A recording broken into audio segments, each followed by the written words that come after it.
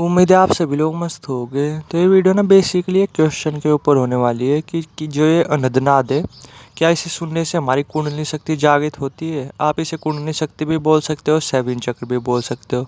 तो उम्मीद है क्वेश्चन आप लोगों के समझ में आ गया होगा। तो थोड़ा सा आज इसी के बारे में बातचीत करते हैं। बट इससे पहले नॉर्मली एक और क्वेश्चन था जो 1-2 दिन पहले पूछा गया था। तो थोड़ा सा ना पहले उसका आंसर देने की कोशिश करता हूँ। नॉर्मली इन्होंने क्या क्वेश्चन किया था कि जैसे आपको तीसरी आंख वगैरह जागृत करने की विधि वगैरह सब चीज़ें पता है कि किस तरीके से अपनी तीसरी आंख यानी आज्ञा चक्र वगैरह जागृत करना है, तो आप खुद का क्यों नहीं कर लेते। तो देखो, अगर मैं सिंपल वर्ड में बोलूँ ना, कौन बोला कि मेरी जो तीसरी आंख है वो जागृत नहीं। देखो, ये जागृत है बट कुछ %। ठीक है, आप चाहो तो मैं आपको डेमो भी दिखा सकता हूँ।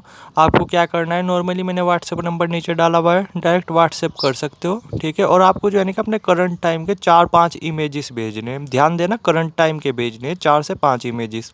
और देखो, मैं आपकी एनर्जी पढ़ करके ना आपके बारे में बताने की कोशिश करूँगा। एग्जैक्टली तो शायद ही नहीं बता पाऊँगा, क्योंकि जो है ना कि अभी तीसरी आँख है वो ये उतनी जागृत नहीं है। पहले अच्छी तरीके से जागृत थी, क्योंकि मैं पहले इस पर अच्छी तरीके से काम कर रहा था। बट अब नहीं है, कुछ % ही है। और जल्दी ना इस पर मैं काम करना दोबारा से शुरू करूँगा। बस अभी थोड़े से ना मैं कामों में उलझ रहा। ठीक है, बाकी अगर आपको जो अपनी थर्ड आई वगैरह एक्टिवेट करनी है तो मैं वो आपकी ज़रूर करवा सकता हूँ। बस जो जो चीज़ें मैं बोलता रहूँ ना, वो चीज़ें आपको फॉलो करनी है। थोड़ा अच्छी तरीके से इस पे काम करना है। ठीक है, और नॉर्मली देखना, आप 6 से 1 महीने मतलब 6 महीने से लेके 1 साल तक का टाइम लगेगा। नॉर्मली इतना टाइम लगता ही है भाई तीसरी आँख को जागृत करने में। धीरे धीरे काम करना होता है। तो आपकी ज़रूर मैं जागृत करवा सकता हूँ। बाकी आपको डेमो भी मैं दे सकता हूँ कि तीसरी आँख एक्चुअली में जागृत है कुछ %। मैं घमंड के पॉइंट ऑफ व्यू से नहीं शेयर कर रहा। जितनी मुझे नॉलेज होती है, जितना मुझे पता होता है, वही मैं शेयर कर देता हूँ। आप नॉर्मली डेमो देख सकते हो, व्हाट्सएप नंबर नीचे डाला हुआ है, डायरेक्ट व्हाट्सएप कर देना और अपने 4 से 5 इमेजेस भेज देना। देखो, मैं आपके बारे में पढ़ करके कुछ बताने की कोशिश करता हूँ। ठीक है, ज़्यादा तो नहीं मैं बता पाऊँगा, मतलब पूरा तो नहीं बता पाऊँगा। पूरा तो वो बंदा भी नहीं बता पाएगा जिसकी थर्ड आई पूरी तरीके से एक्टिवेट है, लेकिन बहुत सारी चीज़ें बताने की कोशिश करूँगा। नॉर्मली आप देखना, उससे आपको आइडिया लग जाएगा कि तीसरी आँख वाकई में काफ़ी पावरफुल चीज़ होती है। ठीक है, तो व्हाट्सएप नंबर नीचे डाला हुआ है, डायरेक्ट व्हाट्सएप कर सकते हो। बाकी अगर आप इंटरेस्टेड हो अपनी तीसरी आँख वगैरह जागृत करने में, तो मैं आपकी ज़रूर करवा सकता हूँ। ठीक है, तो व्हाट्सएप नंबर नीचे डाला हुआ है, डायरेक्ट व्हाट्सएप कर सकते हो, देख सकते हो इसके डेमो थर्ड आई के।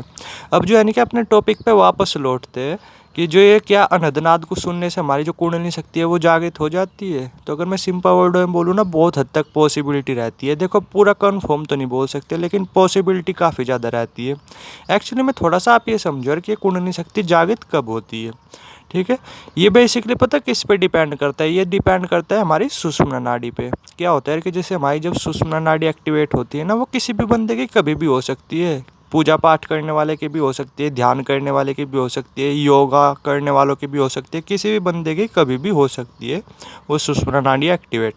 तो क्या होता है कि जब सुषुम्ना नाड़ी एक्टिवेट होती है ना, तो सारा का सारा खेल इस सुषुम्ना नाड़ी का ही है। जैसे ये एक्टिवेट है वो होगी, ठीक है, तो जब ये एक्टिवेट होती है ना, बहुत हद तक पॉसिबिलिटी रहती है उसी टाइम पे आपकी जो है कुंडलिनी शक्ति है ये ऊपर की तरफ चढ़ा दे। ठीक है, आपकी कुंडलिनी शक्ति जागृत होना शुरू हो जाए।